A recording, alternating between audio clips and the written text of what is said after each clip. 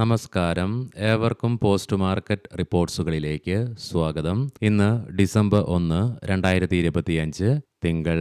അങ്ങനെ കഴിഞ്ഞ വെള്ളിയാഴ്ച സർപ്രൈസ് ആയിട്ട് വന്ന ബെറ്ററായിട്ടുള്ള GDP ഡേറ്റയെ തുടർന്ന് ഇന്നുണ്ടായ ഗ്യാപ്പ് അപ്പ് ഓപ്പണിംഗിന്റെ ഫലമായിട്ട് സെൻസെക്സിനും നിഫ്റ്റിക്കും ബാങ്ക് നിഫ്റ്റിക്കും ഫ്രഷ് റെക്കോർഡ് ഹൈകൾ ക്രിയേറ്റ് ചെയ്യുവാൻ സാധിച്ചെങ്കിലും നേട്ടം നിലനിർത്തുവാൻ സാധിച്ചില്ല. തൽഫലമായി ഈ മാസത്തെ ഫസ്റ്റ് ട്രേഡിംഗ് സെക്ഷനായ ഇന്നും മാത്രമല്ല വെള്ളിയാഴ്ച ഉൾപ്പെടെ തുടർച്ചയായി രണ്ടാമത്തെ ട്രേഡിംഗ് സെഷനിലും നിഫ്റ്റിക്ക് നഷ്ടത്തോടുകൂടി തന്നെ വ്യാപാരം അവസാനിപ്പിക്കേണ്ടതായിട്ട് വന്നു. ഒത്തിരിയേറെ ഘടകങ്ങളുടെ സ്വാധീനത്താലാണ് ഇന്ന് നമ്മുടെ മാർക്കറ്റിന് നഷ്ടത്തോടുകൂടി തന്നെ വ്യാപാരം അവസാനിപ്പിക്കേണ്ടതായിട്ട് വന്നതും അവ എന്തൊക്കെയാണെന്ന് വിശദമായി തന്നെ നമുക്ക് ഈ വീഡിയോയിൽ ചർച്ച ചെയ്യാം. ഇന്ന് ലീഡിംഗ് ആയ എല്ലാ ഇൻഡസ്ട്രീസിലും ഗ്യാപ്പ് അപ്പോട് കൂടിയിട്ടുള്ള ഓപ്പണിംഗ് ആയിരുന്നു ലഭ്യമായിരുന്നതും. നിഫ്റ്റിയിൽ ഇന്ന് ഓപ്പണിംഗ് റേഞ്ച് തന്നെയായിരുന്നു ഇന്നത്തെ ഡേ ഹൈയും. തുടർന്ന് മാർക്കറ്റിൽ ഫോൾ ഉണ്ടായെങ്കിലും 26,124 എന്ന ലെവലിൽ നിഫ്റ്റിക്ക് ഇന്ന് സപ്പോർട്ട് എടുക്കുവാൻ സാധിച്ചതിനെ തുടർന്ന് 27 പോയിന്റുകളുടെ നഷ്ടത്തോടുകൂടി 26,175 എന്ന ലെവലിൽ വ്യാപാരം അവസാനിപ്പിക്കേണ്ടി വന്നപ്പോൾ സെൻസെക്സിന് 64 പോയിന്റുകളുടെ നഷ്ടവും ബാങ്ക് നിഫ്റ്റിക്ക് 71 പോയിന്റുകളുടെ നഷ്ടവും നേരിടേണ്ടതായിട്ട് വരികയുണ്ടായി. ഇന്ന് NSEയുടെ അഡ്വാൻസ് ഡിക്ലൈൻ റേഷ്യോയിൽ 1261 കമ്പനികൾക്ക് മാത്രമേ നേട്ടത്തോടുകൂടി തന്നെ വ്യാപാരം അവസാനിപ്പിക്കുവാനായുള്ളൂ. അതേസമയം 1589 കമ്പനികൾക്ക് നഷ്ടത്തോടുകൂടിയും വ്യാപാരം അവസാനിപ്പിക്കേണ്ടതായിട്ട് വന്നു. InterGlobe Aviation, Bajaj Finance, Max Health Care, Sun Pharma, Tata Consumer തുടങ്ങിയ സ്റ്റോക്കുകൾ ഇന്ന് നിഫ്റ്റിയിൽ നഷ്ടം നേരിടേണ്ടി വന്നപ്പോൾ Adani Ports, Kotak Mahindra Bank, Tata Motors Passenger Vehicles, Eicher Motors തുടങ്ങിയ സ്റ്റോക്കുകൾക്ക് ഇന്ന് നിഫ്റ്റിയിൽ നഷ്ടവും നേരിടേണ്ടതായിട്ട് വന്നു. അതേസമയം ഇന്ന് ബോർഡർ മാർക്കറ്റ്സിൽ BSE മിഡ് ക്യാപ്പിനും സ്മോൾ ക്യാപ്പിനും ഫ്ലാറ്റ് ആയിട്ട് തന്നെ വ്യാപാരം അവസാനിപ്പിക്കേണ്ടതായിട്ടും വന്നു. സെക്ടർ വൈസ് നിന്ന് നോക്കുമ്പോൾ ഓട്ടോ, IT, PSU ബാങ്ക് തുടങ്ങിയ മേഖലകൾക്ക് 0.3% മുതൽ 0.5% നേട്ടം കൈവരിക്കുവാൻ സാധിച്ചപ്പോൾ റിയാലിറ്റിക്ക് 100% ഇടിവ് നേരിടേണ്ടി വന്നപ്പോൾ കൺസ്യൂമർ ഡ്യൂറബിൾസ്, ഫാർമ തുടങ്ങിയ മേഖലകൾക്ക് 0.5% നഷ്ടവും നേരിടേണ്ടതായിട്ട് വരികയുണ്ടായി. ഇന്ന് ഇന്ത്യൻ രൂപ അമേരിക്കൻ ഡോളറിനെതിരെ ചരിത്രത്തിലെ ഏറ്റവും താഴ്ന്ന നിലയിലായിട്ട് എത്തിച്ചേരുകയുണ്ടായി.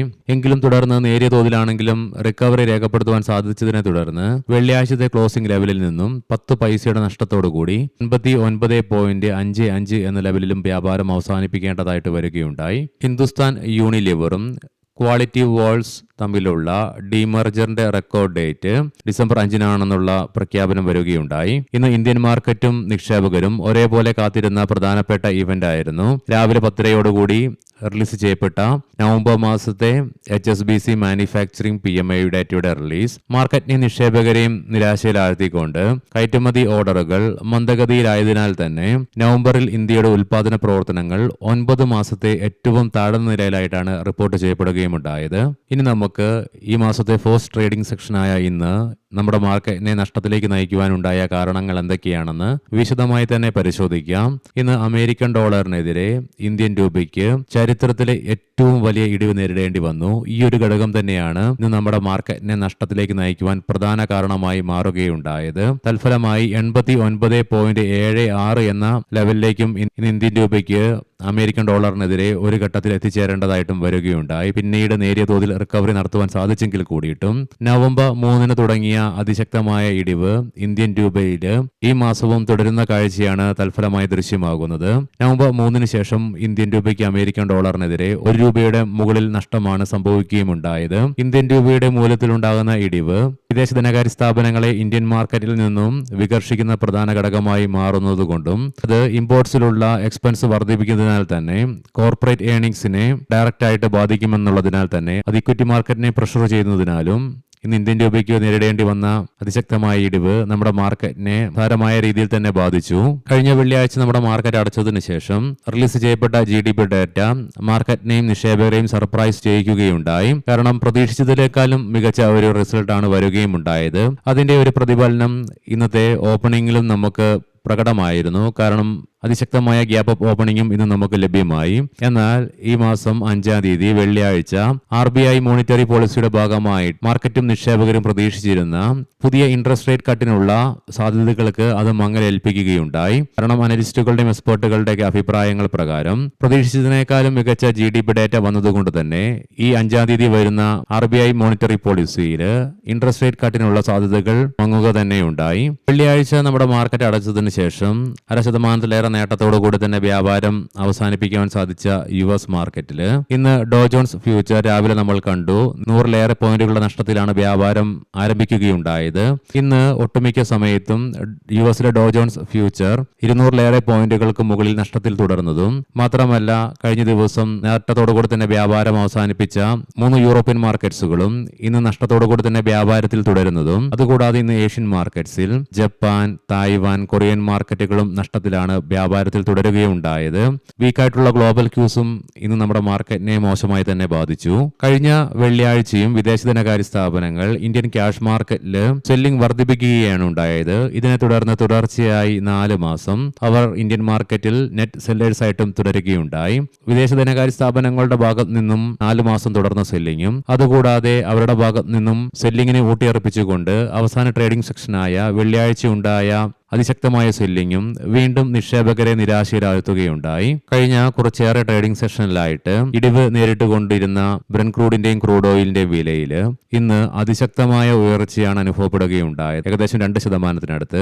ഇതിലേക്ക് പ്രധാനമായും നയിച്ചത് ഒപെക് രാജ്യങ്ങളുടെ ഭാഗത്തു നിന്നും ഓയിലിന്റെ പ്രൊഡക്ഷനിൽ കുറവ് വരുത്തുന്നു, അതുകൂടാതെ സപ്ലൈയും ടൈറ്റാക്കാൻ പോകുന്നുവെന്നുള്ള ഒരു തീരുമാനം അവരുടെ ഭാഗത്തു നിന്നും വരികയുണ്ടായി. അടുത്ത വർഷം ആദ്യ ക്വാർട്ടറിൽ തന്നെ പ്രൊഡക്ഷനും കുറയ്ക്കും സപ്ലൈയും കുറയ്ക്കുമെന്നുള്ള ഒരു തീരുമാനം അവരുടെ ഭാഗത്ത് നിന്ന് വന്നത് ഇന്ന് കൊമോഡിറ്റി മാർക്കറ്റിനെ തീപിടിപ്പിക്കുക തന്നെയുണ്ടായി. സോ ക്രൂഡ് ഓയിലിന്റെ വിലയിലുണ്ടാകുന്ന ഉയർച്ച ഇൻഫ്ലേഷനുള്ള സാധ്യതകൾ വർദ്ധിപ്പിക്കുന്നത് കൊണ്ട് തന്നെ അത് ഗ്ലോബൽ മാർക്കറ്റിനെ എന്ന പോലെ ഇന്ന് ഇന്ത്യൻ മാർക്കറ്റിനെയും മോശമായ രീതിയിൽ തന്നെ സ്വാധീനിച്ചു.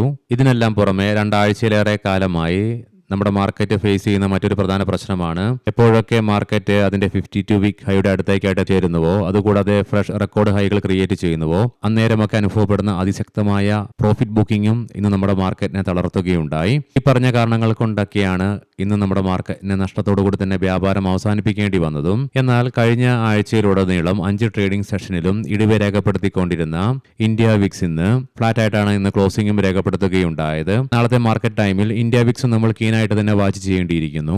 ഇനി നമുക്ക് ഗ്ലോബൽ മാർക്കറ്റുകൾ പരിശോധിക്കാം. യുഎസിലെ ഡോ ജോൺസ് ഫ്യൂച്ചർ നിലവിൽ 181 പോയിന്റുകളുടെ നഷ്ടത്തിലാണ് വ്യാപാരത്തിൽ തുടർന്നുകൊണ്ടിരിക്കുന്നത്. യൂറോപ്യൻ മാർക്കറ്റ്സിലേക്ക് വരുമ്പോൾ UK മാർക്കറ്റ് ഫ്ലാറ്റ് ആയിട്ടും ഫ്രാൻസ് മാർക്കറ്റ് 0.5%, അതേസമയം ജർമ്മൻ മാർക്കറ്റ് 1%-അടുത്തും നഷ്ടത്തിലാണ് വ്യാപാരത്തിൽ തുടർന്നുകൊണ്ടിരിക്കുന്നത്. ഏഷ്യൻ മാർക്കറ്റ്സിലേക്ക് വരുമ്പോൾ മുൻപ് പറഞ്ഞതുപോലെ തന്നെ മിക്സ്ഡ് സെന്റിമെന്റ്സ് ആണ് അനുഭവപ്പെടുന്നത്. കൊമോഡിറ്റിയിൽ ബ്രന്റ് ക്രൂഡിന്റെ വില $63.47 പെർ ബാരൽ എന്ന നിലയിലേക്കും ക്രൂഡ് ഓയിലിന്റെ വില $59.66 പെർ ബാരലിലേക്കുമായി എത്തിച്ചേരുകയുണ്ടായി. ഗോൾഡിന്റെ വിലയിലും നിലവിൽ അതിശക്തമായ ഉയർച്ച തന്നെയാണ് കാണുവാനായിട്ട് സാധിക്കുക. $4,258.78 പെർ ഔൺസ് എന്ന നിലയിലായിട്ടാണ് ഗോൾഡിൽ വ്യാപാരം തുടർന്നുകൊണ്ടിരിക്കുന്നതും. ഇനി നമുക്ക് ഇന്നത്തെ പ്രധാനപ്പെട്ട സ്റ്റോക്കിംഗ് ന്യൂസുകൾ പരിശോധിക്കാം. മുൻകൂട്ടി ഓർമ്മിപ്പിച്ചുകൊള്ളട്ടെ, ഇതൊരു ബൈ ഓർ സെൽ റെക്കമെൻഡേഷൻ അല്ല. ഗോദ്രേജ് പ്രോപ്പർട്ടീസ് 4,150 കോടി രൂപയുടെ ഭവന പദ്ധതിക്കായി ഹൈദരാബാദിൽ 5 ഏക്കർ സ്ഥലം കമ്പനി വാങ്ങുകയുണ്ടായി. Granules India Limited IIT Hyderabad Technology പാർക്കിൽ 2 പുതിയ ഗവേഷണ വികസന കേന്ദ്രങ്ങൾ കമ്പനി ആരംഭിക്കുകയുണ്ടായി. TVS മോട്ടോഴ്സ് നവംബറിലെ ഓട്ടോ സെയിൽസ് ഡേറ്റയിൽ 29% വർധനവാണ് സെയിൽസിൽ ഇയർ ഓൺ ഇയർ ബേസിസിൽ റിപ്പോർട്ട് ചെയ്യുകയുണ്ടായത്.